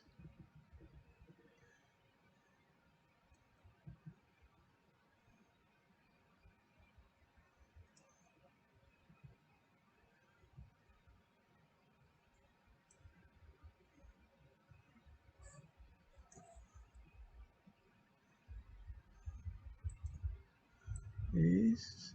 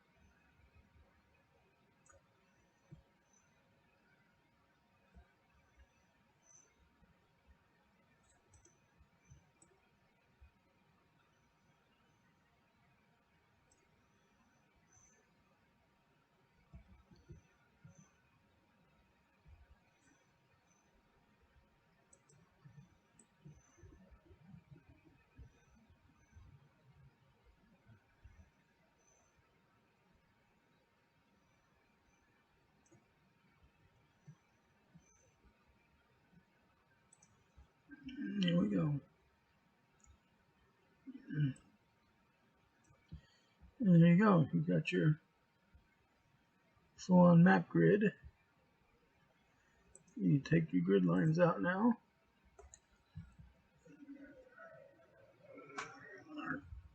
And you can go ahead and, for ease of use, because you're going to use this probably a lot of times, take your gaming folder. I got a map-based graph paper there. This is going to be the map hex graph paper. Okay. So now, see, I could begin like overlaying like a kingdom or something here, and it would work.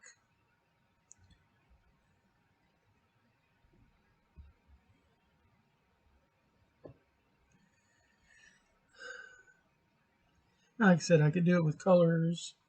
I could do it with other things. Let's see. For an example with colors, of course, you start with your deeper water is your dark blue.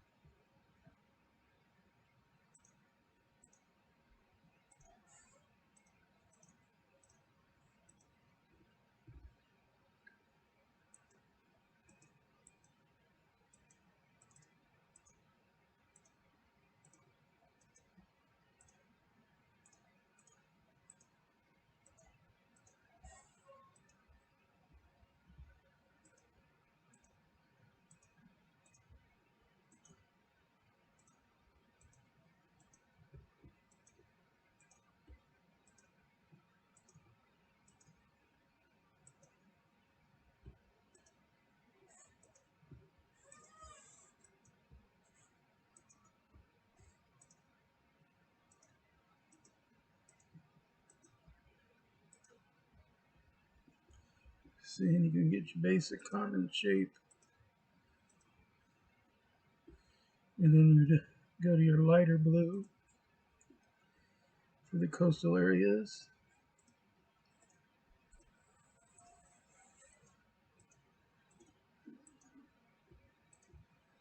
And it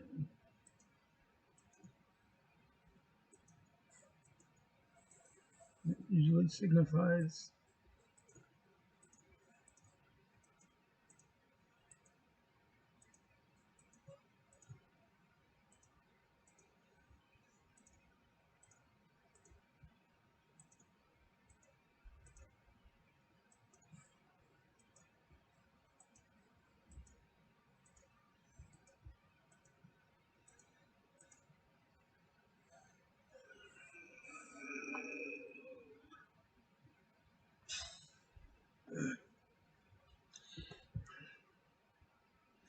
then you might have like a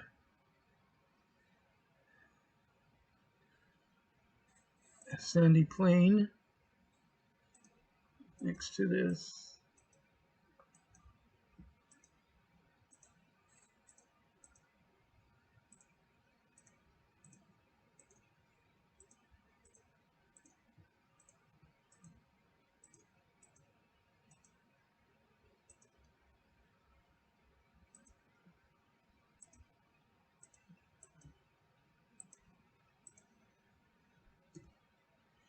You can light forestation. Actually, start with some green grass first.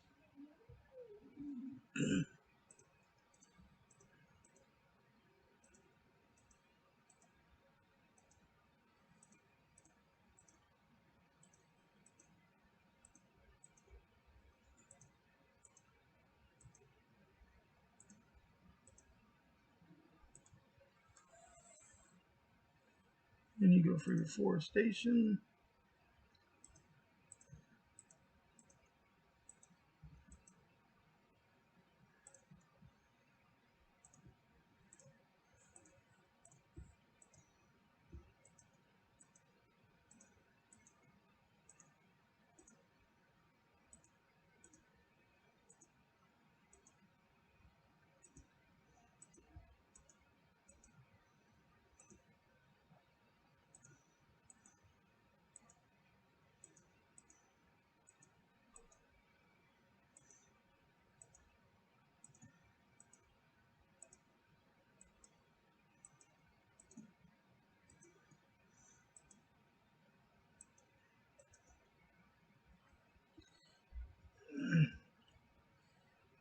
And then you can have your mountainous areas.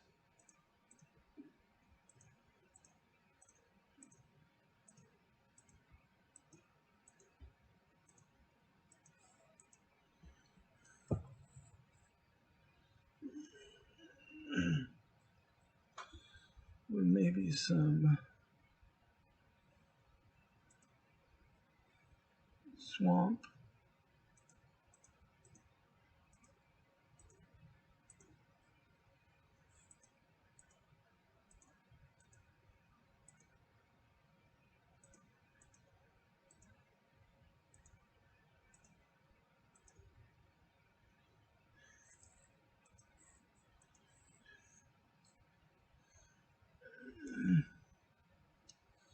And so on. You got your map.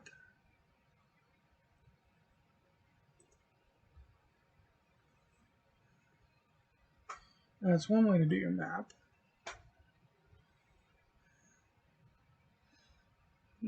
Starting to smell good there. Yeah.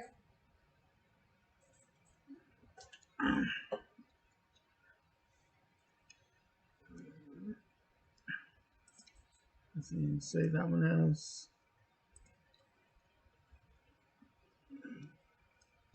color hex. And you file recent. And you got you back to your hex paper again.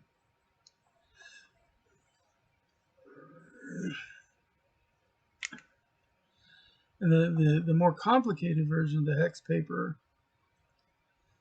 grid, you zoom way in, and you have to make a map legend. Basically, take this and take a brown, go about here, add your custom color, say okay. Say, take a line.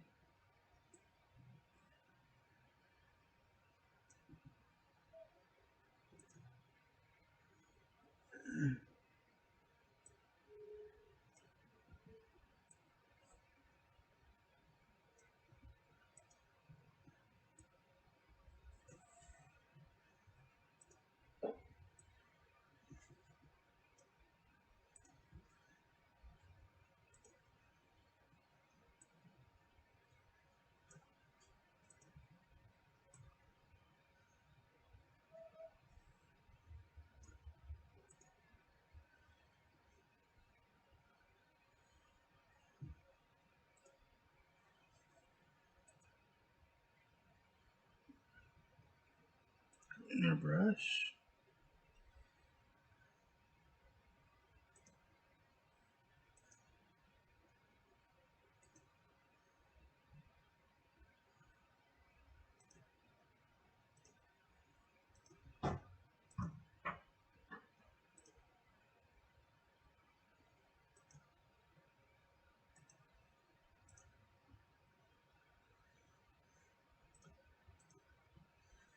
There you go.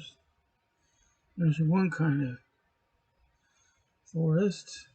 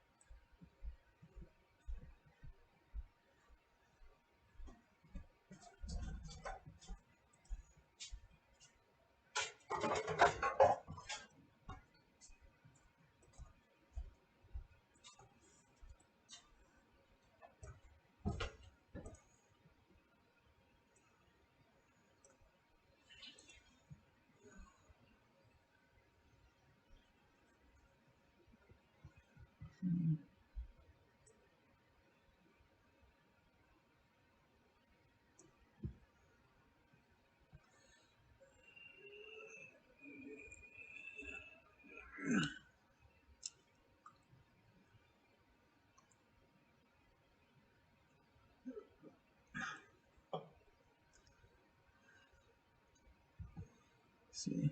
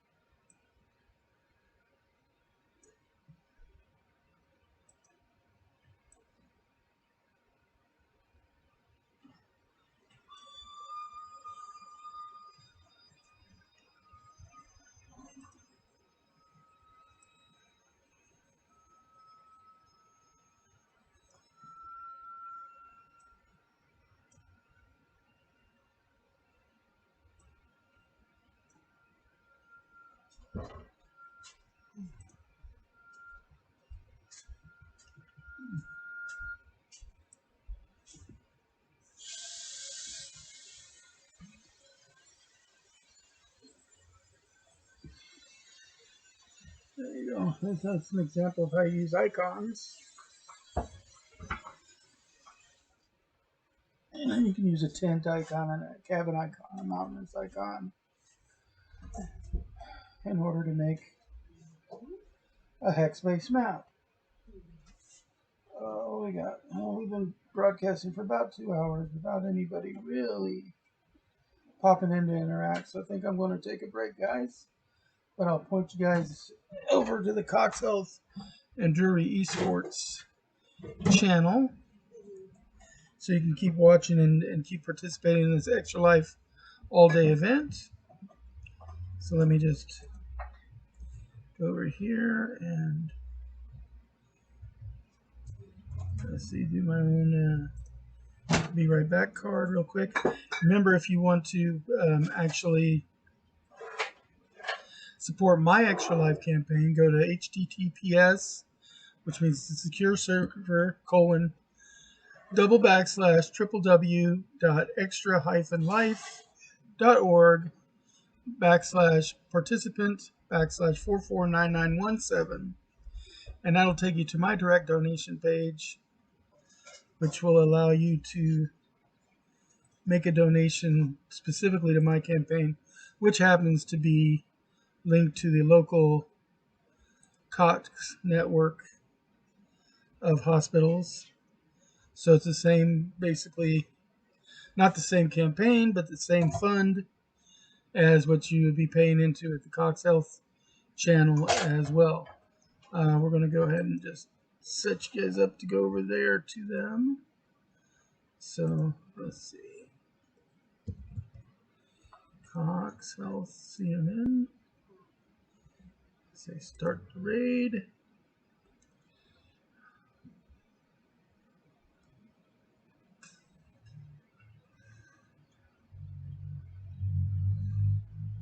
Raid now. Raid now.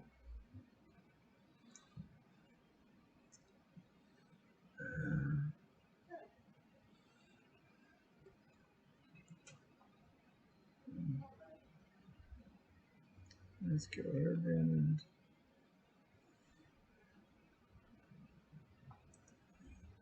disconnect my channel.